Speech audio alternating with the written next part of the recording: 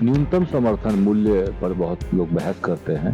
सरल शब्दों में समझा जाए तो न्यूनतम समर्थन मूल्य क्यों एसेंशियल है, जो कि जिस बात को लेकर किसान आंदोलित हैं। लेकिन आज हालत ये हो गई कि वो औद्योगिक जितना ज़्यादा बाजार गांव में बढ़ा उतना ज़्यादा किसान का जीवन और गरीब होता गया। आमदनी इतनी बढ़ी नहीं, तो ये किसान इसलिए ज़्यादा उग्र आंदोलन की तरफ बढ़े।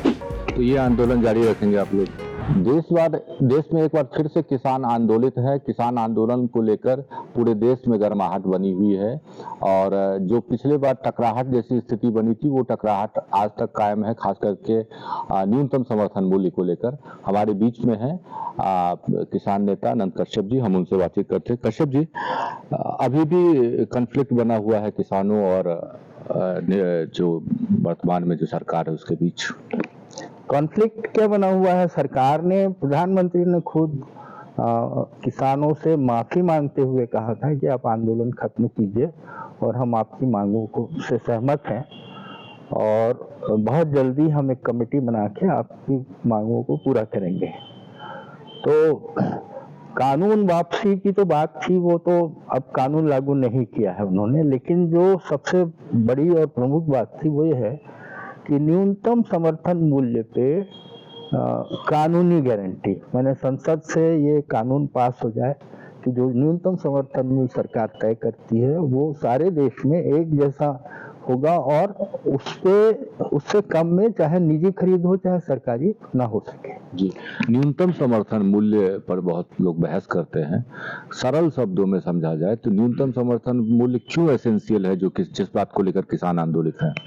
देखिए, अभी आज जो किसान है वो औद्योगिक दुनिया में रहता है जी। अपनी उपज के ऊपर भी वो स्वयं निर्भर नहीं है, अपने बीज भी उपयोग नहीं करता, बीज भी खरीदता है, खाद खरीदता है, पानी सरकार से मैंने पानी बिजली सब खरीदता है। और उसके साथ साथ किसान जो है इस समाज में रहता है तो शिक्षा, स्वास्थ्य, अपना भोजन सब कुछ बाजार से खरीदता है। और ऐसे समय में जो कृषि की लागत है वो बहुत ज़्यादा बढ़ गई है और सामान्य तौर से ये बात तो जब 2005 में किसानों ने उठाई थी तो उस समय मनमोहन सिंह सरकार ने स्वामीनाथन जी के नेतृत्व में एक आयोग का गठन किया था। ये बात 78 से चल रही थी कि किसान जो लागत मूल्य है वो बहुत पड़ता है किसान को और बिकता कम में है, इसलिए किसान गरीब है। चौधरी चरण सिंह से ने भी ये बात उठाई थी और उत्तर प्रदेश में उन्होंने कुछ काम किया था, पंजाब में काफी काम हुआ, पंजाब में साल भर मंडियां खरीदी करती हैं, तो किसानों की जीत भी थी। लेकिन आज हालत ये हो गई कि वो औद्योगिक जितना ज्यादा बाजार गांव में गया उतना ज्यादा किसान का जीवन और गरीब होता गया, आमदनी उतनी बढ़ी नहीं, तो ये किसान इसलिए ज्यादा उग्र आंदोलन की तरफ बढ़े। तब फिर स्वामीनाथन आयोग का गठन हुआ और स्वामीनाथन जी ने कहा कि दो प्रमुख बातें उसमें से हम देखेंगे कि सामान्य तौर से हम ये देखते हैं कि सारे उद्योगों के सीईओ जो हैं करोड़ों रुपए की तनख्वाह लेते हैं, करते कुछ नहीं है, वो मालिक ही होते हैं। अडानी करीब 45 करोड़ लेते हैं, अंबानी भी लगभग उसी के आसपास लेते हैं। किसान की रोजी नहीं जोड़ी जाती थी। 4 महीने किसान का परिवार अपने खेत में काम करता है तो उसकी जो कृषि मजदूर की रोजी है उसके हिसाब से भी हम जोड़ेंगे उसको लागत में, और उसके बाद फिर उसके चूंकि वो फसल 2 ही फसल लेता साल भर में, इसलिए उसको 50% की मार्जिन के साथ उसको मिलना चाहिए समर्थन मूल्य, इसलिए C+2 करके स्वामीनाथन आयोग ने समर्थन मूल्य की सिफारिश की थी ताकि वो किसान को थोड़ा सा सरप्लस मिलेगा।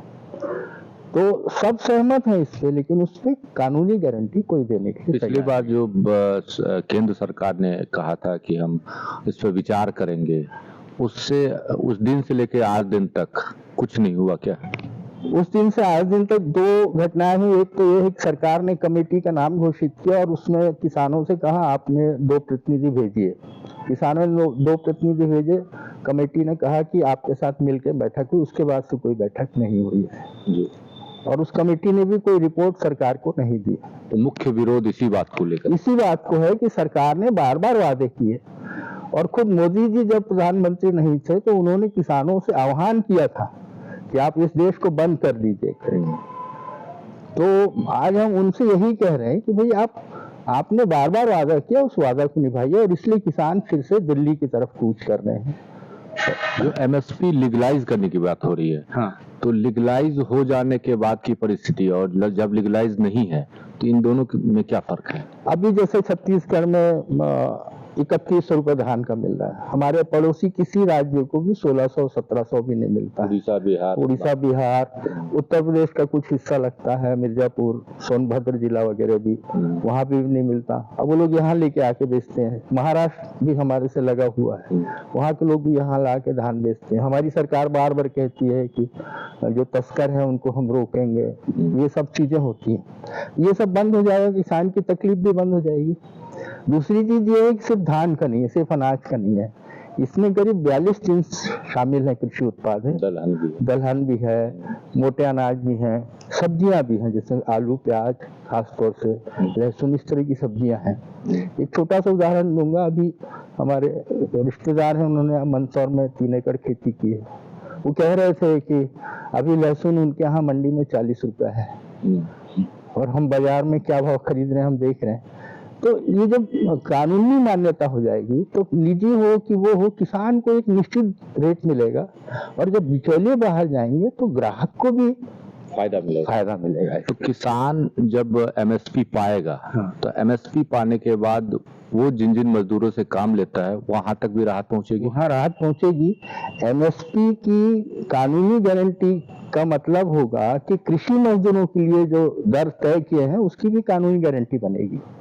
फिर किसान को उसको उस दर पे देना पड़ेगा, तो नीचे रोजगार और क्वालिटी रोजगार भी पैदा होगी, तो नीचे से हमारी अर्थव्यवस्था जो है मजबूत होगी, वो देश के लिए बहुत अच्छा होगा। ये मतलब डाउन टू अप इकोनॉमी की बात है, ये बिल्कुल जमीन से जुड़ी हुई अर्थव्यवस्था, और जिसमें अभी हमारी सरकार कहती है कि 47 रुपए प्रतिदिन जीने वाला जो है वो गरीबी रेखा से उठ गया है। तो आप कल्पना कर सकते हैं सर, और क्वालिटी रोजगार भी पैदा होगी, तो नीचे से हमारी अर्थव्यवस्था जो है मजबूत होगी, वो देश के लिए बहुत अच्छा होगा। ये मतलब डाउन टू अप इकोनॉमी की बात है, ये बिल्कुल जमीन से जुड़ी हुई अर्थव्यवस्था, और जिसमें अभी हमारी सरकार कहती है कि 47 रुपए प्रतिदिन जीने वाला जो है वो गरीबी रेखा से उठ गया है। तो आप कल्पना कर सकते हैं 47 रुपए में प्रतिदिन कैसे कोई जिंदा रहता है आज की तारीख में। तो ये आंदोलन जारी रखेंगे आप लोग? ये आंदोलन तो चलेगा, इसलिए चलेगा कि ये जिंदा और रहने का सवाल है किसानों। और फिर एक और चीज हुई है ग्लोबलाइजेशन के इस दौर में, सिर्फ हम ही नहीं, यूरोप के किसानों को करोड़ों रुपए की सब्सिडी मिलती थी। हम लोग जब WTO का विरोध करते थे तो इस बात का जिक्र करते थे कि यूरोप में अब वो वहां पे भी किसानों की सब्सिडी कम की जा रही है, और किसान सब जगह आंदोलन में, पूरे यूरोप में किसान आंदोलन पे लाखों की तादाद में वो घेर रहे हैं अपने यहाँ की राजधानियों को। मतलब ये ग्लोबल इफेक्ट है ये। अच्छा, हाँ, ये मैंने इसको हम कह सकते हैं कि पूंजीवाद का वो स्वरूप है जहाँ पे बहुत थोड़े से व्यक्तियों के पास दुनिया की सारी पूंजी इकट्ठी हो गई है, जो उत्पादक वर्ग है वो कमजोर हो गया है। तो निश्चित तौर पे किसानों का जो आंदोलन है वो इस अर्थ में जायज प्रतीत होता है कि जो एमएसपी मांग रहे हैं, मिनिमम सपोर्ट प्राइस मांग रहे हैं, उससे कहीं कोई किसी को गुरेज नहीं होना चाहिए, क्योंकि ये न्यूनतम समर्थन मूल्य पाके वो अपने जीवन स्तर को भी सुधारेंगे, उन्हें उनके उपज का उचित मूल्य भी मिलेगा, और किसान और किसानी से जुड़े हुए अन्य मजदूर वर्ग भी हैं, उनका जीवन स्तर भी सुधरेगा। विशाल कुमार झा, IBC 24 बिलासपुर।